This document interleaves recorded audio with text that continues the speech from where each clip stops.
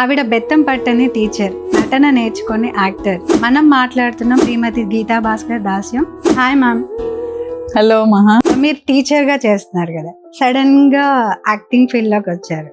Fame అన్నది మేం సంపాదించుకునేది కాదు. ఫిదాలో చూసినారు, చూడకపోతే నోబడీ ఈస్ గోయింగ్ టు. అంటే ఇక్కడికైనా వెళ్ళినప్పుడు ఎలాంటి ప్రాబ్లం ఫేస్ చేశారు? జడ్జ్ అన్నమాట. వాళ్ళ ఫాదర్ వచ్చి ఏమవుతావు అని అడిగితే వీ వాంట్ డిసైడ్ అన్నమాట. We cannot even decide. అయితే వాళ్ళ ఫాదర్ అన్నాడంట, what ever you become, even if you become a thief, become an international one అని అన్నాడు. ఫేమ్ అనేది జనాల జడ్జిమెంట్ ని అండ్ క్రిటిసిజం ఇవన్నీ ఎలా హ్యాండిల్ చేయాలి?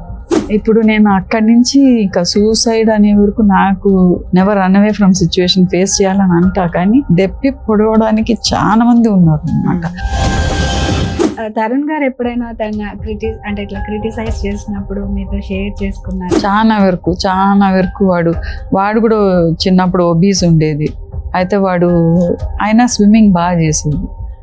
అయితే ఒక అతను ఒకసారి, అరే నువ్వు దిగితే నీళ్ళంతా బయటకు వస్తుంది అంటే అక్కడ పోలేదు.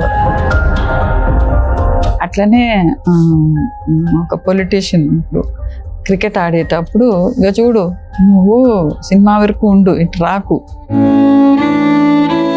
ఈ రోజు ఇక్కడ ఉండి మాట్లాడడానికి బాగా ఎంత కష్టపడ్డారనేది మీకు తెలుసు.